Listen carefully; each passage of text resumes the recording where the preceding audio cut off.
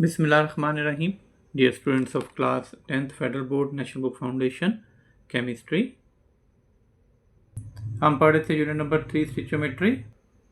हमारा next topic है determining empirical and molecular formulas के एम्पेरिकल और मॉलिक्यूलर फार्मूला डिटरमिन करना, उसको फाइंड आउट करना।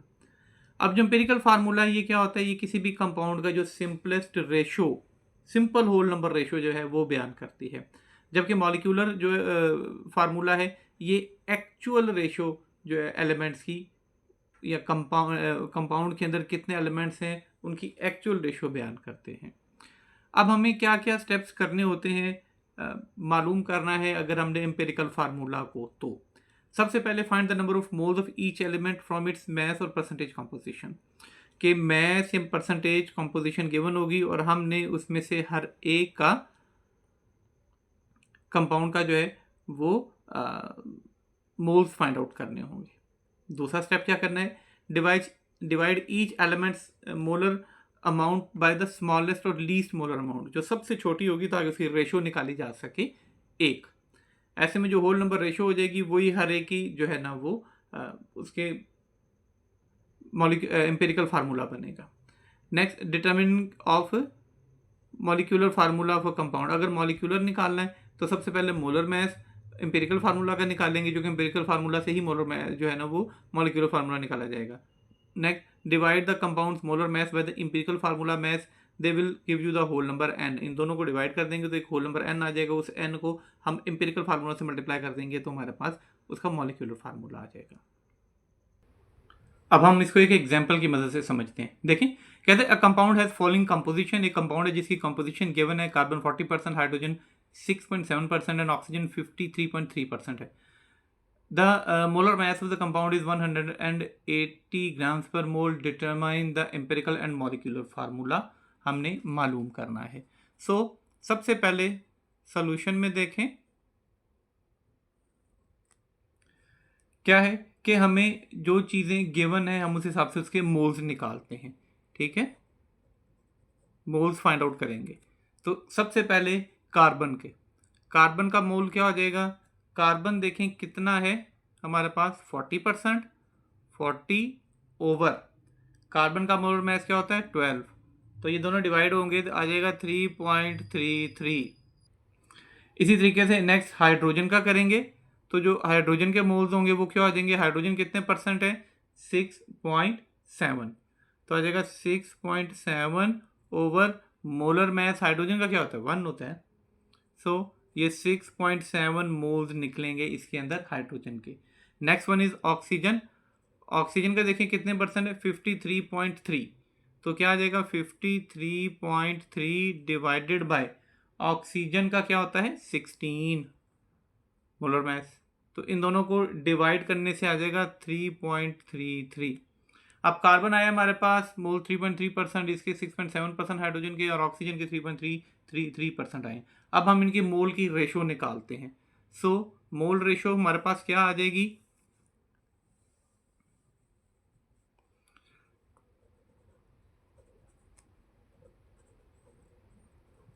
मोल रेशो निकालते हैं तो इसमें क्या आ जाएगा? कार्बन, हाइड्रोजन और ऑक्सीजन।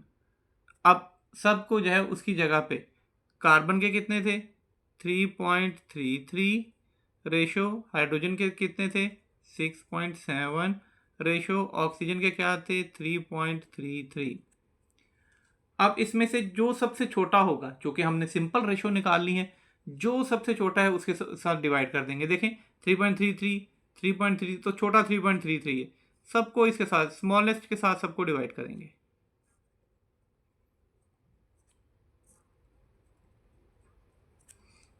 जब ये डिवाइड करेंगे तो ये क्या आ जाएगा 1, इसको डिवाइड करेंगे तो 2, इसको डिवाइड करेंगे तो 1, तो 1, 2 और 1 आ गया हमारे पास। ऐसे में इसका एम्पिरिकल फार्मूला क्या बना?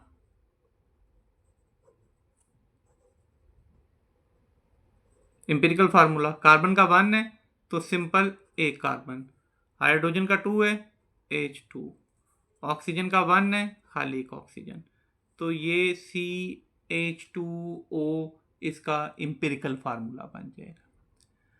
अब हम जब हमने इसका मॉलिक्यूलर फार्मूला निकालना है, सो मॉलिक्यूलर फार्मूला के लिए क्या करेंगे, हम जो है वो एम्पिरिकल फार्मूला का मोलर मास निकालते हैं। सो यहाँ से मैं कहता हूँ कि मोलर मास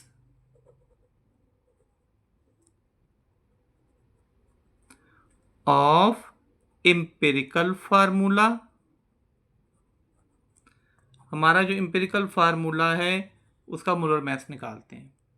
अभी देखें कार्बन कितना है 1, सो क्या हो जाएगा 1 इंटू 12 प्लस 2 हाइड्रोजन है 2 इंटू 1 प्लस 6 ऑक्सीजन का 16 और एक ऑक्सीजन है इंटू 16, तो ये सारा हमारे पास आ जाएगा 30 grams per mole.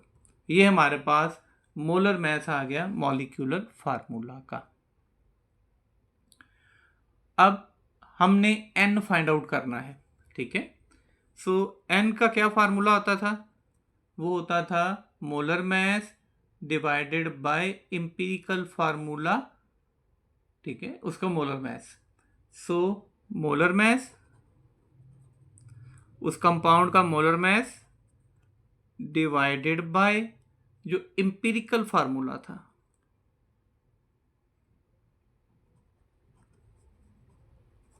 Empirical formula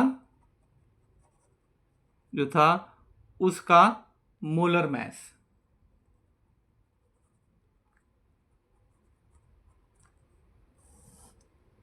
so n is equal to molar mass कितना था, हमें गिवन क्या है 180 डिवाइडेड बाय एम्पिरिकल फार्मूला जो था मास हमारा क्या निकला 30, तो ये 6 आ गया, n 6 आ गया।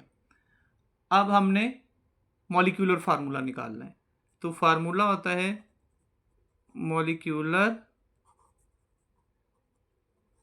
Formula is equal to n into empirical formula, ठीक है। सो ये हो जाएगा n क्या निकला है हमारे पास 6 और एम्पिरिकल फार्मूला हमारे पास क्या निकला था CH2O। जब ये मल्टीप्लाई होगा तो ये क्या आ जाएगा नीचे, ये यानी कि इसके साथ आ जाएगा, तो C की 6, H की 12, O की 6।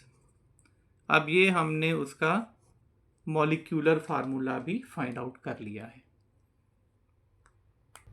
नेक्स्ट वन देखें, परसेंटेज प्योरिटी। परसेंटेज प्योरिटी क्या है, the amount of the pure substance in a sample, कि कोई एक सैंपल लें उसके अंदर जितनी भी प्योर सब्सटेंस मौजूद होगा as the percentage of the total, purity निकाली, टोटल मास जो नॉन हमारे पास होगा वो उसको परसेंटेज प्योरिटी कहते हैं। सो हमारे पास परसेंटेज प्योरिटी क्या हो गया, एक्चुअल मास जो हमारे पास मौजूद है divided by total mass of the sample multiply by 100। जरी सी बात है, परसेंटेज निकालना है तो फिर उसे हमें 100 से मल्टीप्लाई करना पड़ेगा।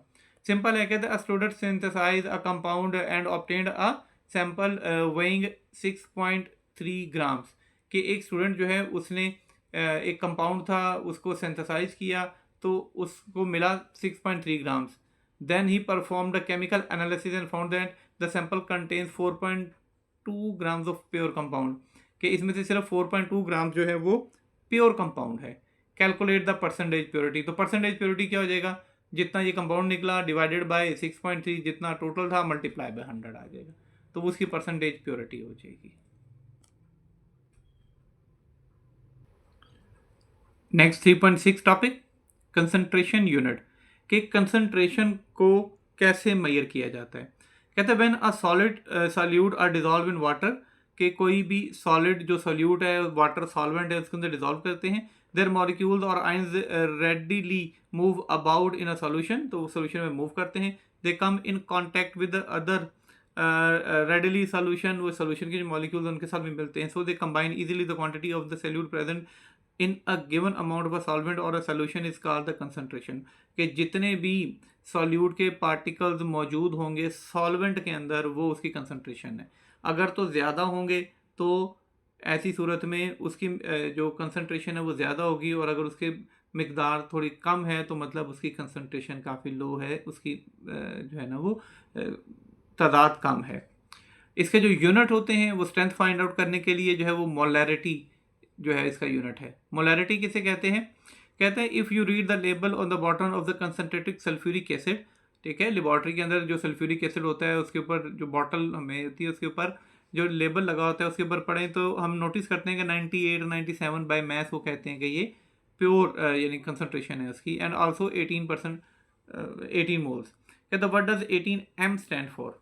ठीक है, it means that there are 18 moles of H2SO4 in each decimetre cube of solution, कि जो भी सोल्यूशन है 1 डेसीमीटर क्यूब का उसके अंदर 18 जो उसके होंगे मोल्स होंगे, 18 मोल्स उसके अंदर H2SO4 लिखे हैं।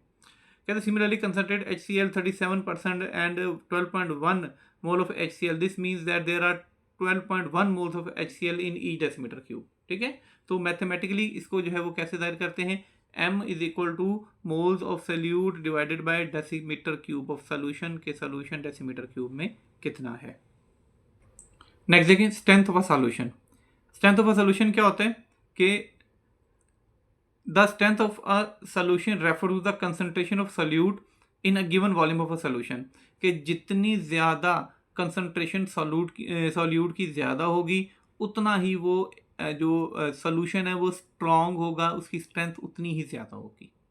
ठीक है, it is express in terms of grams of solute per unit. इसको जो है वो grams of solute per unit के हिसाब से मेयर किया जाता है। Solution of volume of solution it is typically represented as, इसको कैसे रिप्रेजेंट करते हैं? Gram per D M cube, grams per cubic decimetre D M cube, या ग्राम्स पर सेंटीमीटर क्यूब। इसका जो इंपॉर्टेंट चीज़ है वो है इसका फार्मूला। देखें, कहते हैं कि strength of a solution, solution की स्ट्रेंथ किसके इक्वल होती है? Mass of solute divided by volume of solution, कि उसका मास कितना है और उसका वॉल्यूम कितना है, डीएम क्यूब में हो या सीएम क्यूब में हो, वो वॉल्यूम के साथ उसको मास को डिवाइड कर दिया जाता है। अब इसको समझने के लिए एक छोटी सी एग्जांपल करते हैं। कहते हैं a solution contains 20 gram of salt dissolve in 2 decimetre cube of solution, calculate the strength of the solution. के एक सॉल्यूशन है जिसमें एक 20 ग्राम सॉल्ट डिसॉल्व है 2 डेसीमीटर क्यूब ऑफ सॉल्यूशन में, तो हमने उसकी स्ट्रेंथ मालूम करनी है। अब सबसे पहले देखते हैं जो चीज़ें, जो फार्मूला था हमारे पास उसके हिसाब से हमें जो गिवन है मास ऑफ सॉल्यूट गिवन है। देखें 20 ग्राम्स ये सॉल्यूट है, so mass of solute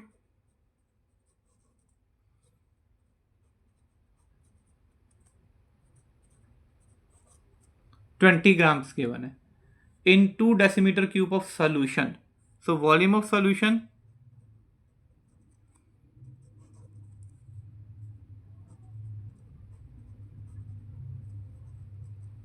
volume of solution है 2 decimetre cube. Calculate the strength of the solution, ठीक है, हमने स्ट्रेंथ मालूम करनी है। सो फार्मूला क्या होता है? फार्मूला होता है strength of solution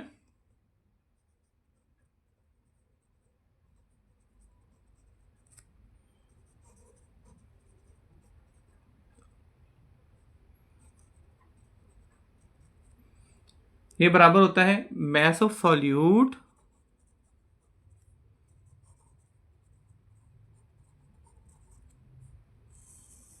divided by volume of solution, total volume कितना था, सॉल्यूशन बाद में बना कितना। अब देखिए मास कितना है 20 और वॉल्यूम ऑफ सॉल्यूशन है 2। इस तरीके से हमारे पास इसकी स्ट्रेंथ क्या आ जाएगी 20/2, तो ये हमारे पास आ जाएगा 10। इस तरह स्ट्रेंथ ऑफ सॉल्यूशन हमारे पास आ गया 10 ग्राम पर डीएम क्यूब। यही स्ट्रेंथ ऑफ सॉल्यूशन है। नेक्स्ट टॉपिक है हमारा डाइल्यूशन ऑफ सॉल्यूशन, डाइल्यूट करना। कहते हैं dilution is the process by which you make a solution less concentrated. ठीक है, एक तो हो गया कंसंट्रेटेड, कंसंट्रेटेड आप कह सकते हैं प्योरिटी को भी कि कितना खालिस है। अब जितनी ज़्यादा मिकदार में सॉल्यूट डिजॉल्व होगा सॉल्वेंट में उतना ही वो कंसनट्रेटेड होगा।